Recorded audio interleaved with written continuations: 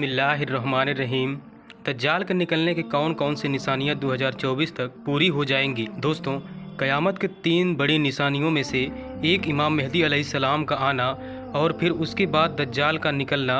मुसलमान के 2 बड़े फिरके शिया और सुन्नी दोनों इमाम मेहदी अलैहिस्सलाम का इंतजार कर रहे हैं। बस सिर्फ फ़र्क इतना है कि शियों के मुताबिक इमाम मेहदी अलैहिस्सलाम पैदा हो चुके हैं, मगर इन्हें एक गार के अंदर दुनिया के नज़रों से छुपा दिया गया है, जो कि 12 साल से इस गार में मौजूद हैं और बहुत जल्द ही वह जाहिर होंगे। जबकि सुन्नी मुसलमानों के दावा के मुताबिक इमाम मेहदी अलैहिस्सलाम मदीना शरीफ में पैदा होकर जवान होंगे। उनका नाम मोहम्मद होगा, वालिद का नाम अब्दुल्लाह होगा और वालिदा का नाम आमिना होगा।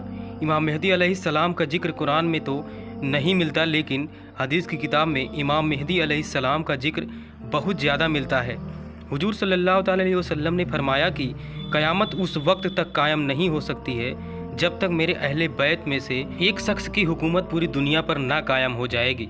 इमाम मेहदी अलैहिस्सलाम 40 साल के उम्र में सफ़ेद कपड़े पहनकर लोगों के सामने पहली बार जाहिर होंगे और आपके पास निशानी के तौर पर हुजूर सल्लल्लाहु अलैहि वसल्लम का कुर्ता मुबारक और तलवार होगी। हदीस के मुताबिक इमाम मेहदी अलैहिस्सलाम उस वक्त जाहिर होंगे जब मक्का के मुसलमानों के बीच एक बहुत बड़ा झगड़ा होने वाला होगा। उसकी तफसील कुछ इस तरह होगी कि हज के दिनों एक सऊदी का बादशाह अचानक कत्ल हो जाएगा, जिसको लेकर झगड़ा इतना ज़्यादा बढ़ेगा मुसलमान आपस में ही लड़ने लग जाएंगे और मक्का के बाहर एक जगह बहुत ज़्यादा लड़ाई झगड़ा हो रही होगी। तो उस वक्त कुछ नेक मुसलमान हजरत मेहदी अलैहिस्सलाम को काबा के पास एक सुतून से टेक लगाकर दुआ मांगेंगे। उन्हें देखते ही मुसलमान पहचान जाएंगे कि यह वही इमाम मेहदी अलैहिस्सलाम हैं जिनका जिक्र हदीस के किताबों में मिलता है, और फिर सभी उनके हाथ से बैयत करके मुसलमान के बीच होने वाली जंग को रफा दफा करेंगे। और फिर इमाम मेहदी अलैहिस्सलाम मुसलमानों के लश्कर को साथ लेकर यहूदी व ईसाइयों से जंग लड़ेंगे। दोस्तों, आज हजरत मेहदी अलैहिस्सलाम के आने के तकरीबन सभी निशानियाँ पूरी हो चुकी हैं। अगर आज से सिर्फ 10 साल पीछे और वक्त का जायज़ा ले तो इमाम मेहदी अलैहिस्सलाम के आने के जितनी भी निशानियां हैं इन 10 सालों में पूरी हुई हैं। उससे पहले कभी भी इतनी पूरी निशानियां होती नज़र नहीं आई हैं। हुजूर सल्लल्लाहु अलैहि वसल्लम उन निशानियों को बताते हुए फरमाया है कि जब तुम देखना कि अरब के बंजर ज़मीन पर हरी भरी खेती उगने लगी तो समझ लेना कि क़यामत नज़दीक है। दोस्तों, आज हम देख सकते हैं कि अरब की बंजर ज़मीन पर हरी भरी खेती होने लगी है। यहाँ तक कि कुछ खबरों के मुताबिक अरब के ज़मीन पर इतना गन्ना पैदा होता है कि उसे एक्सपोर्ट करके दूसरे मुल्कों में भेजा जाता है। इसी तरह हुजूर सल्लल्लाहु अलैहि वसल्लम फरमाते हैं कि जब तुम देखना कि मक्का के ऊंची ऊंची इमारतें मशहूर पहाड़ जबल अबू कबीर से भी ऊपर जाने लगीं तो तुम क़यामत का इंतज़ार करना। और दोस्तों, आज हम देखते हैं कि मक्का की अक्सर इमारतें पहाड़ से ऊपर जा रही हैं, यहाँ तक कि मक्का का टावर उन पहाड़ों से भी कई गुना ज़्यादा ऊपर है। इसी तरह हुजूर सल्लल्लाहु अलैहि वसल्लम ने फरमाया था कि जब तुम देखना कि अरब के पहाड़ों को चीरकर उनके अंदर से रास्ता बना दिया गया हो तो फिर क़यामत का इंतज़ार करना, जो कि दोस्तों आज हम अपने आँखों से पूरी होते देख रहे हैं।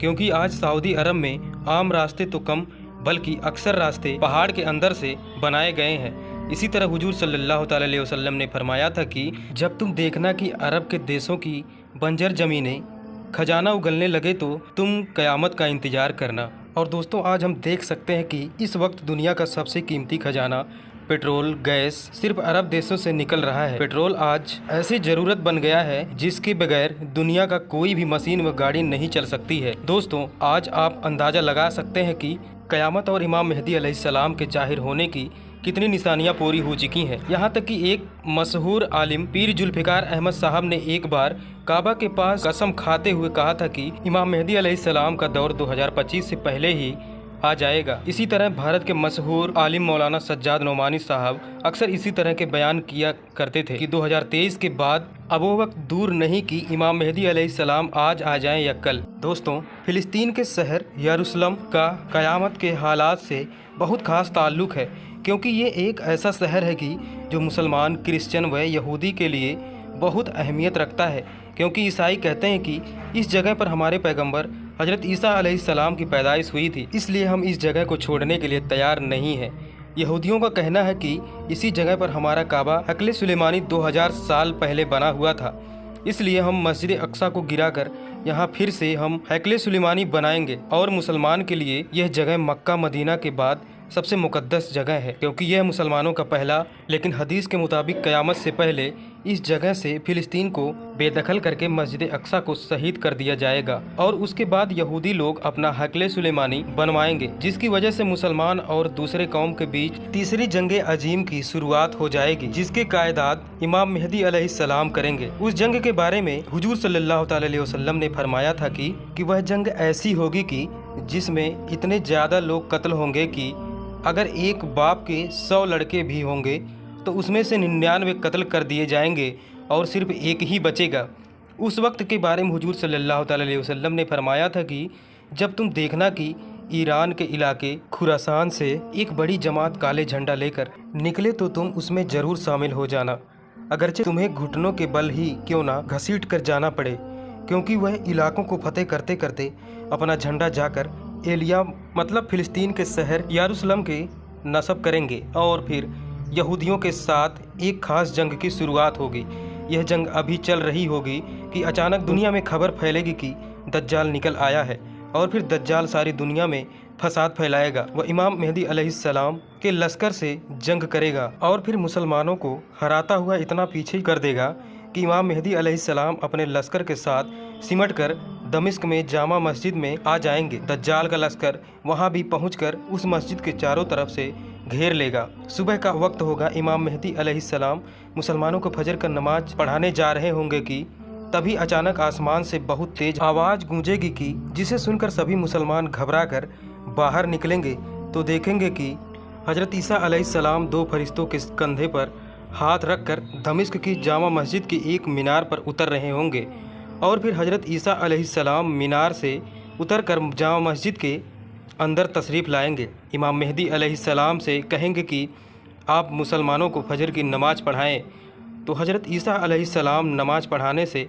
इनकार कर देंगे। तो फिर इमाम मेहदी अलैहिस्सलाम ही आगे बढ़कर सभी मुसलमानों को फजर की नमाज पढ़ाएंगे और फिर फजर की नमाज के बाद हज़रत ईसा अलैहिस्सलाम की निगरानी में मुसलमानों का लश्कर तैयार किया जाएगा और फिर मस्जिद के बाहर निकलकर दज्जाल की लश्कर के साथ जंग होगी। हज़रत ईसा अलैहिस्सलाम की क़यादत में मुसलमान सभी जंग जीतते चले जाएंगे, यहाँ तक कि हज़रत ईसा अलैहिस्सलाम दज्जाल की तलाश में उसे इजराइल तक ढूंढते जाएंगे और फिर हज़रत ईसा अलैहिस्सलाम दज्जाल को इजराइल के एक मशहूर जगह मकामे लूद पर पकड़ लेंगे। लेकिन उस वक्त अचानक यहूदी का लश्कर जमा होकर मुसलमानों से जंग करना शुरू कर देगा।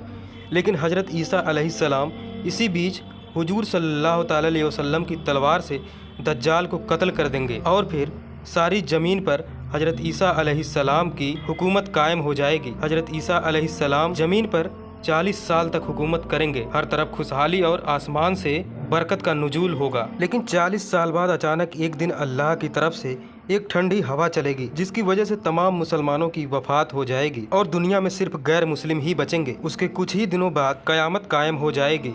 अल्लाह ताला हम सभी मुसलमानों को दज्जाल के फितनों से महफूज रखे। अल्लाह और उसके रसूल की बताए हुए रास्तों पर चलने की तौफीक अता फरमाए। मेरे प्यारे दोस्तों, उम्मीद करता हूँ कि आज की यह वीडियो आपको बहुत पसंद आई होगी।